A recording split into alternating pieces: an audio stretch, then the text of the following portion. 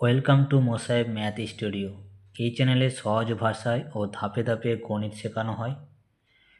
এখানে যা যা পাবেন ক্লাস 6 থেকে 12 গণিত, বোর্ড এক্সাম প্রস্তুতি, math tricks and shortcut, concept clear করার সহজ পদ্ধতি, প্র্যাকটিস কোশ্চেন অ্যান্ড সলিউশন।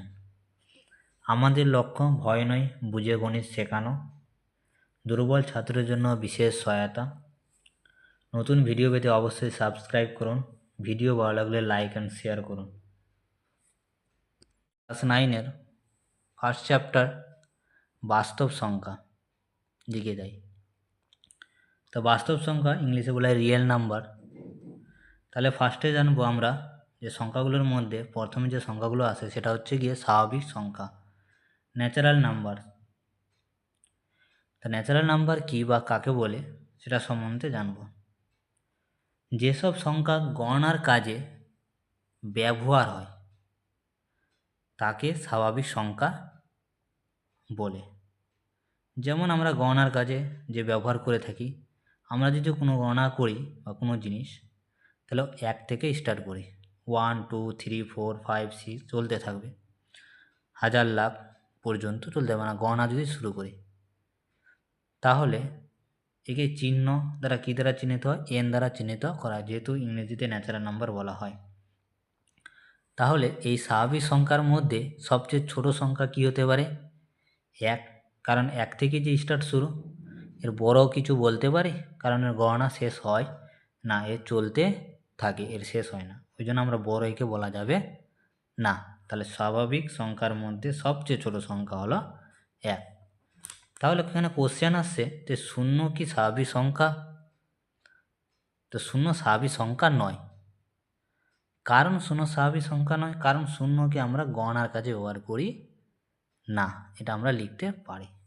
ওই জন্য যে কারণ হচ্ছে 0 গণনার কাজে ব্যবহার করা হয় না, তাই 0 স্বাভাবিক সংখ্যা নয়, এটা আমরা বলতে পারি।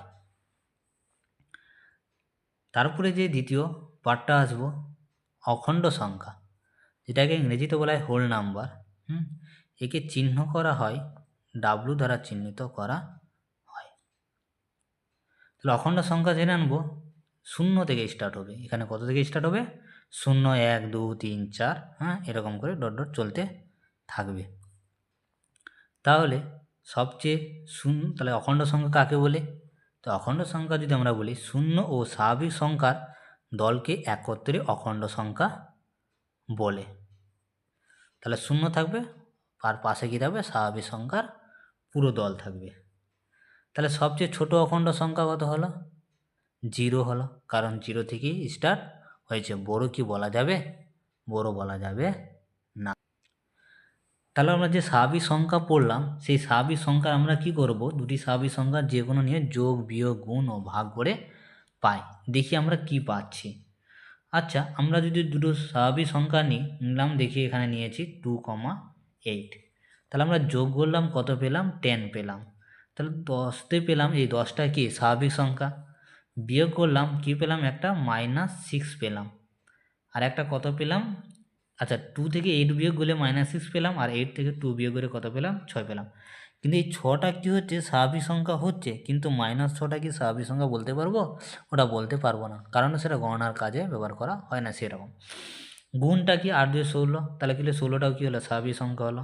আচ্ছা, ভাগ যখন করলাম তাহলে কত? 4 হলো।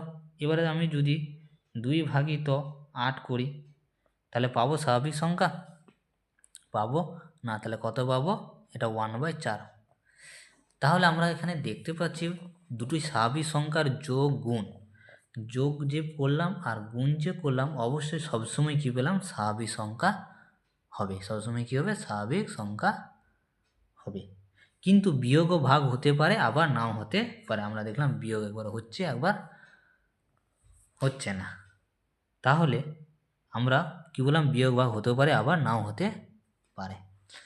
তাহলে স্বাভাবিক সংখ্যা দুটি অখণ্ড সংখ্যার বা যোগ বিয়োগ গুণ ভাগ করে পাই। আমি কি দেখতে পাচ্ছি? আমি যোগ করে দেখলাম, দেখছি 0 + 5 নিলাম, দুটো সংখ্যা 0 5 যোগ করলাম, 5 + 0, তাহলে কি যোগ করে আমরা কি অখণ্ড সংখ্যায় পাচ্ছি।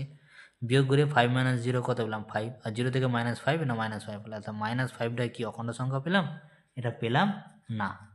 তাহলে আমরা বিয়োগ করে পেতে পারি, আবার নাও পেতে পারি। গুণ, তাহলে গুণ কি 5 এর সাথে 0 করলে 0 আর 0 সাথে 5 করলে 0, তাহলে আমরা গুণ করে আমরা সবসময় অখণ্ড সংখ্যা পাবো। আচ্ছা ভাগ করে দেখি, তাহলে আমরা ভাগ করেও আমরা পাচ্ছি, আবার নাও পেতে পারি। কীরকম নাও পেতে পারে, ওই যে 2,8 আগে দিয়ে নিলাম, এটা কত আসবে 1/4। কারণ ওই জন্য লিখতে বলতে পারি আমরা, দুটি অখণ্ড সংখ্যার যোগ গুণ সর্বদাই কী হবে, অখণ্ড সংখ্যা হবে। কিন্তু বিয়োগ আর ভাগ অখণ্ড সংখ্যা হতেও পারে, আবার নাও হতে পারে, একবার হচ্ছে একবার নাও হতে পারে। তারপরে নেক্সট একটা সরলরেখাটা নিয়েছি, দেখুন 0, 1, 2, 3, 4 এগুলো সমস্ত কী বলা হয়, অখণ্ড সংখ্যা বলা হয়। এবার 0 থেকে আরও তো ছোটো সংখ্যা আছে, -1, -2, -3, -4 এরকম করে চলতে আছে। তাহলে এইগুলো সংখ্যাকে আমরা কি বলবো, সম্পূর্ণ এগুলো সংখ্যাকে আমরা বলবো পূর্ণ সংখ্যা, যেটাকে বলে ইন্টিজার, সেখানে জের দ্বারা চিহ্নিত করা হয়। তাহলে অপূর্ণ সংখ্যা কাকে বলে, তাহলে পূর্ণ সংখ্যা কাকে বলে যদি বলি, অখণ্ড সংখ্যা থাকবে আর কি থাকবে ওর পাশে -1, -2, 3 এরকম, এদেরকে একত্রে আমরা কি বলবো, পূর্ণ সংখ্যা বলে থাকবে। এবার বলো পূর্ণ সংখ্যা কয় প্রকার ও কী কী। পূর্ণ সংখ্যা 2 প্রকার হয়ে থাকে, একটা ধনাত্মক পূর্ণ সংখ্যা যেটাকে বলা হয় পজিটিভ নাম্বার, একটা হচ্ছে ঋণাত্মক পূর্ণ সংখ্যা যেটাকে বলা হয় নেগেটিভ নাম্বার। ধনাত্মক পূর্ণ সংখ্যা কি, 0 অপেক্ষা বড় পূর্ণ সংখ্যা অর্থাৎ 1, 2, 3 এদেরকে পজিটিভ নাম্বার বলে। তাহলে 0 থেকে বড়, যেমন 0 থেকে বড় এখান থেকে, এই 0 থেকে বড় এগুলো সংখ্যা কী হলো, পজিটিভ, আর এদিকে কী হলো, নেগেটিভ। তাহলে ধনাত্মক হলো। এবার হচ্ছে কি ঋণাত্মক।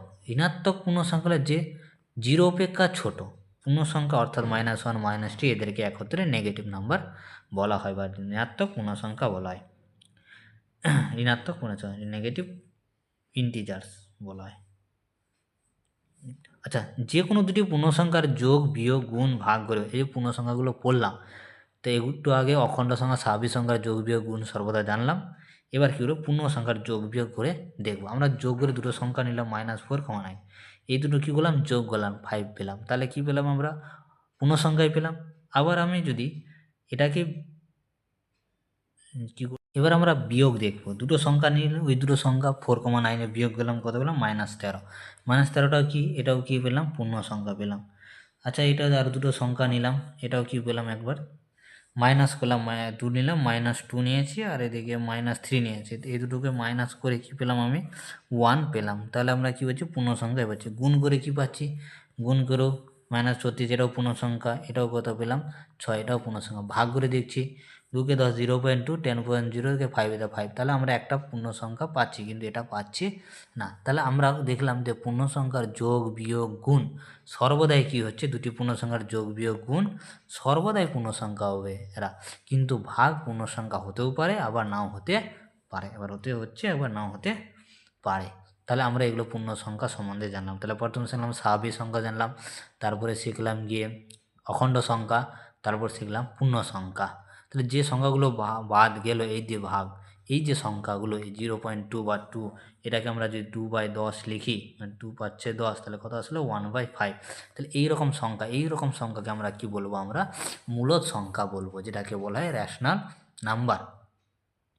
তো রেশনাল নাম্বার কাকে বলে, যে সকল সংখ্যাকে p/q আকারে প্রকাশ করা যায়, যেখানে p ও q পূর্ণ সংখ্যা আর q কি থাকতে হবে, নট ইকুয়াল টু 0, তাদেরকে মূলদ সংখ্যা বলে বা রেশনাল নাম্বার বলে। তারপরে নেক্সট চলে আসবো সমতুল্য মূলদ সংখ্যা, যেটাকে বলা হয় ইকুইভ্যালেন্ট রেশনাল নাম্বার বলা হয় থাকে। তাহলে আমরা যে এখন সংখ্যা নিলাম 4/6, 6/9, 8/12, এরকম কিছু সংখ্যা যদি লঘিষ্ঠ আকারে দেখি, তো লঘিষ্ঠ আকারে কার সমতুল্য হচ্ছে, 2/3 আকারে সমতুল্য হচ্ছে। তাহলে এই যে 2/3 এটা কি মূলদ সংখ্যা, কার মূলদ সংখ্যা, এটাই সমতুল্য, মানে কি এর আকারে এইভাবে আরও লিখতে পারি, এগুলোকে বলা হয় সমতুল্য মূলদ সংখ্যা। তারপর হচ্ছে কি পরস্পর মৌলিক সংখ্যা, কো প্রাইম নাম্বার যেটাকে বলা হয়। তো 3 আর 2 দুটো নিলাম সংখ্যা, এদের আমি দেখলাম যে এদের মধ্যে মানে কমন কী থাকছে 1, আর এদিকে 4,2 এটাও কত থাকছে 1। তাহলে এগুলোকে আমরা সবসময় কি বলতে পারি, এরা পরস্পর মৌলিক সংখ্যা।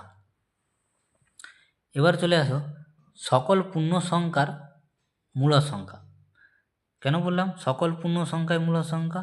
কারণ পূর্ণ সংখ্যা যেমন জিরো, তো জিরোটাকেও কী বলে লেখা যাবে? 0/1। এখানে হচ্ছে কি 1 নট ইকুয়াল টু 0, তাহলে এটাও কি পূর্ণ মূল সংখ্যা হচ্ছে। আবার 2টাও কি পূর্ণ সংখ্যা, একে আমরা লিখতে পারি 2/1, যেখানে 1 নট ইকুয়াল টু 0। তাহলে আমরা মূলদ আকারে লিখতে পারছি, মানে সকল পূর্ণ সংখ্যায় আমরা কী আকারে লিখতে পারবো? মূলদ আকারে লিখতে পারবো। ওই জন্য আমরা বলবো সকল পূর্ণ সংখ্যায় হচ্ছে গিয়ে মূলদ সংখ্যা। সকল মূলদ সংখ্যা কখনোই পূর্ণ সংখ্যা হতে পারে না, কখনোই হতে পারে না।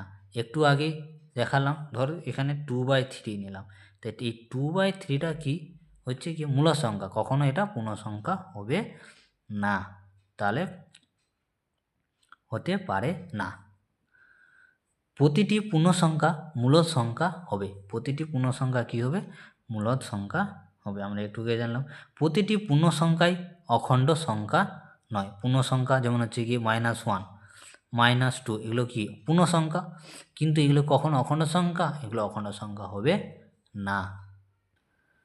তাহলে আশা করি বাস্তব সংখ্যা যে কিছুটা বুঝালাম আশা করি ক্লিয়ার হয়েছে। যদি অসুবিধা হয় কমেন্ট সেকশনে বলবা। আর প্রথমে যে পার্টটা আছে গিয়ে কষে দেখি 1.1-এর যে প্রশ্নমালাগুলো আছে সেগুলো সলভ করি। তাহলে প্রথমে যে কোশ্চেনটা সেটা হচ্ছে কি মূলদ সংখ্যা কাকে বলে? আমরা একটু আগে বললাম যে সকল সংখ্যাকে p/q আকারে প্রকাশ করা যায় যেখানে p আর q থাকবে পূর্ণ সংখ্যা এবং q নট ইকুয়াল টু 0, তাকে মূলদ সংখ্যা বলে, যেটাকে রেশনাল নাম্বার বলা হয়। যেমন এই রকম সংখ্যাগুলোকে বলা হয় মূলদ সংখ্যা। তারপর কোশ্চেন বলছে 2 নাম্বার, 0 কি একটি মূলদ সংখ্যা? তোমরা ভিডিওটা পজ করে অ্যান্সারগুলো লিখে নিতে পারো। 0 কি একটি মূলদ সংখ্যা?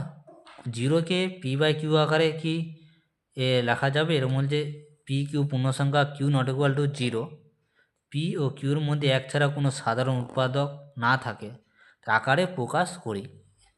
তো বলছে হ্যাঁ, 0 একটা হলো 0 একটি মূলদ সংখ্যা, 0 একটা কি মূলদ সংখ্যা।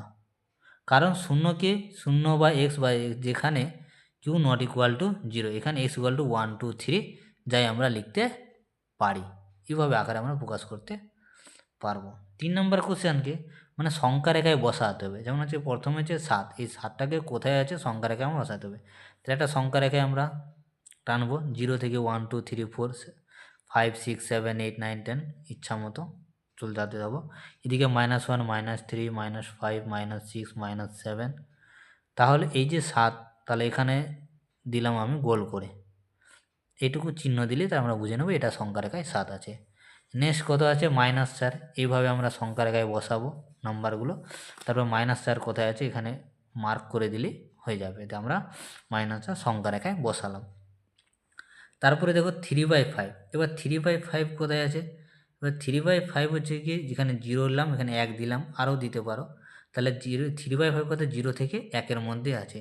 আমি যদি লিখি 0-র পর কত একটা 1/5, 2/5, 3/5, 4/5, আর যদি 5/5 করি তাহলে কি ওটা 1 হয়ে গেল। তাহলে এখানে 3/5 এভাবে করতে পারি। অনেক রকম নিয়ম আছে যার যেটা সহজ লাগে। তারপরে নেক্সট 4 নম্বর হচ্ছে কি 9/2। আচ্ছা 9/2 কোথায় আছে? এটা যদি আমরা ভাগ করে দেখি 4 পূর্ণ হাফ হবে 1/2। তাহলে আমরা সংখ্যা রেখায় বসালাম 0, তাহলে এখানে 4 পূর্ণ 1/2 মানে কত? 4 আর 5-এর মধ্যে আছে, তাহলে 4 পূর্ণ 1/2, তারপরে 4 পূর্ণ এরকম লিখতে পারি আমরা, তাহলে এটাই আকারে আমরা বসাতে পারি। নেক্সট হচ্ছে গিয়ে 5 নম্বর 2/9, একে ভাগ করলাম 0.2 পেলাম, তাহলে কার মধ্যে আছে? 0 থেকে 1-এর মধ্যে আছে, 0 থেকে কার মধ্যে? 1-এর মধ্যে আছে। তাহলে এটা 0, এটা 1/2, 2/9, 3/9, 4/9, 5/9, 6/9, 7/8/9, 1 পর্যন্ত, এত দূর পর্যন্ত আমরা লিখতে পারি। তাহলে কত? 2/9 আছে, এইভাবে করতে পারি আমরা। 0.2 আকারে আছে, 0.1, 0.2 এইভাবে আমরা বসাতে পারি। 11/5, এটাও 2 পূর্ণ 1/5, এভাবে আমরা কি 0 1 2, তাহলে 0 2 2 মানে 2 এর বেশি আছে, তাহলে কার মধ্যে হতে হবে? 2 আর 3-এর মধ্যে আছে ওই সংখ্যাটা। কত আছে? 2 পূর্ণ 1/5, 2 পূর্ণ 2/5, 2 পূর্ণ 3/5, 2 পূর্ণ 4/5, আমরা এইভাবে লিখতে পারি। তাহলে এখানে মার্ক, এটা 2 গুণের সংখ্যা রেখায় বসাই দিলাম।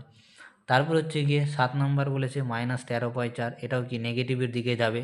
তাহলে -13/4 কত হচ্ছে 3 গুণ 1/4, মানে 3 -3 থেকে কত হবে 4-এর মধ্যে আছে তাহলে সংখ্যাটা। তো -3 থেকে 4 যদি বসায় 3 গুণ 1/4, 3 গুণ 2/4, 3 গুণ 3 তাহলে কত 3 গুণ 1/4। এভাবে আমরা মার্ক করে নিতে পারি। ভিডিওগুলো পজ করে টুকে নেওয়া। নিচের প্রতিটি, এবার 4 নম্বরে কোশ্চেন চলে আসে, নিচের প্রতিটি ক্ষেত্রে মূলদ সংখ্যা দুটির মধ্যে একটি মূলদ সংখ্যা লিখি ও সংখ্যা রেখায় বসাই। তাহলে দুটো সংখ্যা দেওয়া আছে, ওর মধ্যে আর একটা মূলদ সংখ্যা আমাকে বের করতে বলছে। তাহলে 4 আর 5-এর মধ্যে একটা মূলদ সংখ্যা 9/2, এটা কীভাবে পেতে পারি? সূত্র বলছে এই দুটো সংখ্যার যোগ করব আর কি করব 2 দিয়ে ভাগ করব। তাহলে কত হলো 5 কত হলো 9/2। তাহলে 9/2 পেলাম একটা মূলদ সংখ্যা। এইভাবে 1 আর 2-এর মধ্যে পেয়েছি 1 যোগ কত করে পেয়েছি 1 যোগ 2 বা 2 দিয়ে ভাগ, কারণ দুটো সংখ্যা যোগ করে 2 দিয়ে কত করব ভাগ করব। তাহলে ওদের মধ্যে কী হবে একটা মূলদ সংখ্যা পাবো। কিন্তু অসংখ্য পাবো দুটো, যে কোনো মূলদ সংখ্যার মধ্যে দুটো যদি মূলদ সংখ্যা হোক, এই তো কতটি সংখ্যা পেতে পারি আমরা অসংখ্য মূলদ সংখ্যা পেতে। এখানে একটা বের করতে বলছে, ওই জন্য একটা আমরা বের করছি। 1/4 1/2 এর মধ্যে ওটাই সূত্র, মানে দুটো সংখ্যা যোগ করে কী করবো 2 দিয়ে ভাগ করে পাবো। কত পেলাম আমরা একটা 3/8 পেয়েছি। কত পেয়েছি 3/8। তারপর হচ্ছে গিয়ে 4 নম্বর -1 ও হাফের মধ্যে আমরা পেয়েছি -1/4 পেয়েছি। কীভাবে পেয়েছি? এই দুটো সংখ্যা যোগ করে 2 দিয়ে ভাগ করে, মানে -1/2/2 এভাবে করবা, কত আসবে -1/4। তারপরে 5 নম্বর বলছে 1/4 1/3-এর মধ্যে একটি মূলদ সংখ্যা বের করো। তাহলে কি আরও কত পেয়েছি 7/24। এভাবে আমরা সংখ্যা রেখায় বসায় দেখাতে পারি যে এর মধ্যে একটা আছে। তারপর -2 -1-এর মধ্যে ওই যে একটা দেখাতে হবে -3, মানে দুটো যোগ করে 2 দিয়ে ভাগ করলাম, কত পেলাম -3/2। তারপর 5 নম্বর কোশ্চেন বলছে 4 ও 5-এর মধ্যে 3টি মূলদ সংখ্যা লিখি যা ও সংখ্যা রেখায় বসায়। তো কটা বের করতে বলেছে? আমাকে 3টা বের করতে বলেছে। তাহলে এখানে হচ্ছে কি আমরা 4 আর 5-এর মধ্যে করেছি, এখানে অনেকটি নিয়ম আছে, তার মধ্যে একটা তাহলে এখানে কটা 3টা বার করতে বলেছে। তাহলে আমরা কী বলছি 4 আর 5-কে দুটো যোগ করে আমরা এইভাবে লিখতে পারি 4/5/2 ভাগ করে কত হলো 9/2। তাহলে এই 9/2-এর মধ্যে আবার আমি দুটো যোগ করে যদি পেতে পারি, হ্যাঁ, এখানে আরেকটা সংখ্যা পাবো। এইভাবে আমরা বের করব। আরেকটা নিয়ম আছে। আচ্ছা, 1 ও 2-এর মধ্যে 6টি মূলদ সংখ্যা, 1 আর 2-এর মধ্যে ওই দুটো সংখ্যা যোগ করে আমরা পাবো। এছাড়া আরও দুটো সংখ্যা যোগ করে এখানে অসংখ্য পাবো, এই দুটো যোগ করি তাহলে এখানে একটা সংখ্যা পাবো, এই দুটো যোগ করি, এভাবে আমরা পেতে পারি সংখ্যাগুলো। আচ্ছা, 7 নম্বর বলছে 1/5-এর মধ্যে 3টি মূলদ সংখ্যা লিখি। 3টা হচ্ছে এখানে দেখে নাও নিয়মটা। একটা 1/5 1/4 এরকম যে ভগ্নাংশ আকারে থাকে আমরা কীভাবে বের করব। এখানে আমরা যে সংখ্যাটা দিয়ে গুণ করব, নিচেরটা কি রাখবো আমরা একটু সমান রাখার চেষ্টা করব। এখানে উপরে কত দিয়ে 4 দিয়ে গুণ করেছি, 4 হলো, তো 4কে 4 5 20। তারপরে আমরা কত দিয়ে 2 দিয়ে গুণ করলাম, তো এটাকেও 2 দিয়ে গুণ করলাম। এটাকে 2 দিয়ে গুণ করলাম, তাই এটাকেও 2 দিয়ে গুণ করলাম। তাহলে 1/4-এর মধ্যে আমরা কত পাচ্ছি? এখানে দেখো এটা কত পেলাম 16/80 20/80। তাহলে 16/80 20/80-এর মধ্যে কত থাকছে? একটা 17/80, একটা 18/80, একটা 19/80। কটা পেলাম? 3টা পেলাম। এবার যদি বেশি করতাম তাহলে আরও গুণ করতাম, আরও এটা 2 দিয়ে একটু বাড়াতাম, তাহলে বাড়িয়ে কী হলো আরও সংখ্যা পেতাম। তাহলে এইভাবে আমরা বের করতে পারি সংখ্যাগুলো, অনেকগুলো বের করতে পারি। এবার হচ্ছে 8 নম্বর হচ্ছে বক্তব্যটি সত্য হলে টি, মিথ্যা হলে এফ পাশে বসায়। দুটি পূর্ণ সংখ্যার যোগ বিয়োগ গুণ সর্বদাই কী পাবো? গুণ আর করে আমরা কী পাবো? পূর্ণ সংখ্যায় পাবো। যোগ বিয়োগ গুণ করে আমরা কী পাবো? পূর্ণ সংখ্যা। ভাগ করে পাবো না, এই জন্য ভাগ লেখা নাই। তাহলে এটা কি সত্য? যোগ বিয়োগ গুণ আছে। দুটি পূর্ণ সংখ্যা ভাগ করে সর্বদাই কি পূর্ণ সংখ্যা পাবো? আমরা ভাগ করে পাচ্ছি না, তাই এটা হলো ফলস।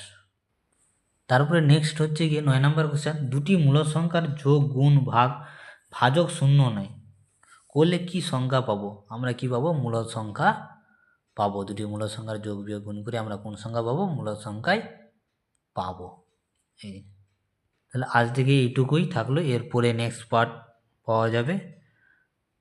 যদি কোনো অসুবিধা হয় বুঝতে কমেন্টে বলবা, তাহলে আমি রিপ্লাই দেওয়ার চেষ্টা করব।